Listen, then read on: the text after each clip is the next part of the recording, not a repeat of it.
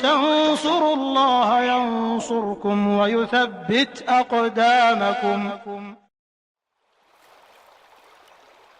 Di antara pondasi yang harus kita persiapkan ketika kita akan beramal ibadah, yang paling utama dan pertama adalah mengikhlaskan niat.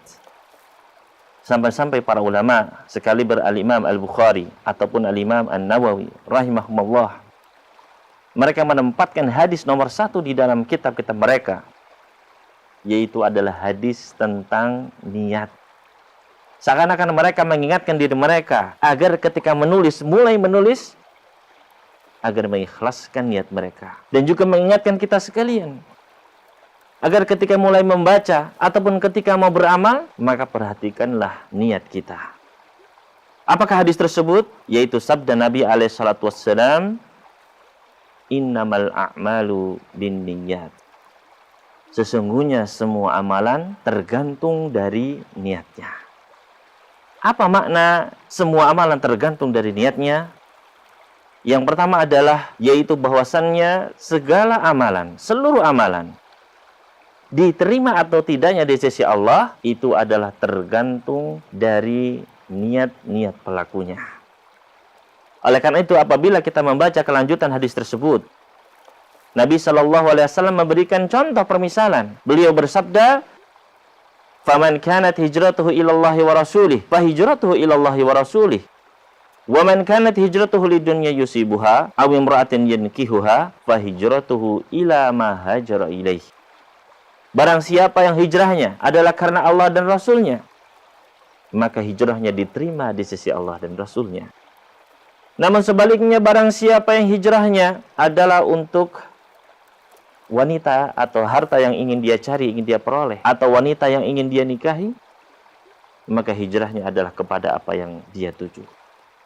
Maka kita kiaskan seluruh amalan. Barang siapa yang sholatnya adalah karena Allah ikhlas, maka diterima di sisi Allah.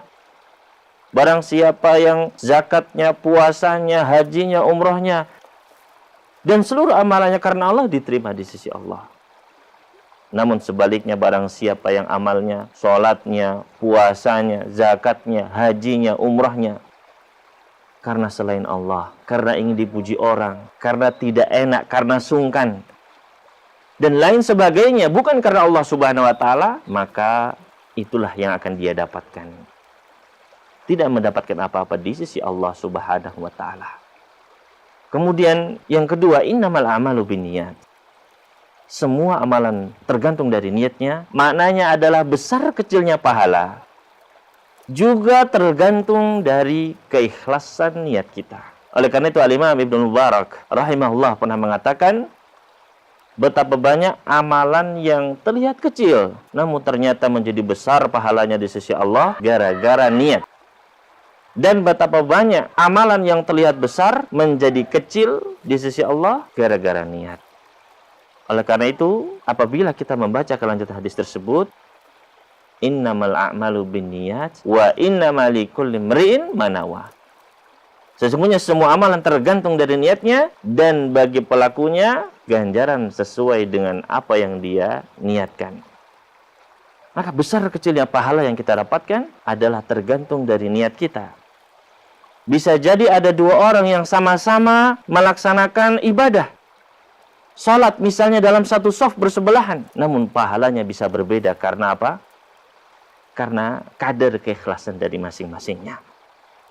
Kemudian yang ketiga, semua amalan tergantung dari niatnya. Maknanya adalah ringan beratnya suatu amalan itu juga tergantung dari niatnya.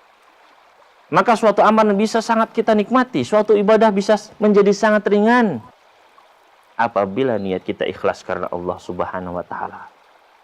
Apabila hati kita bersih. Namun suatu amalan akan menjadi sangat berat apabila niatnya kurang atau bahkan tidak ikhlas. Oleh karena itu, orang-orang munafikin, mereka sangat berat untuk berangkat ke masjid, untuk melaksanakan sholat berjamaah. Kenapa? Karena tidak adanya keikhlasan di dalam hati mereka.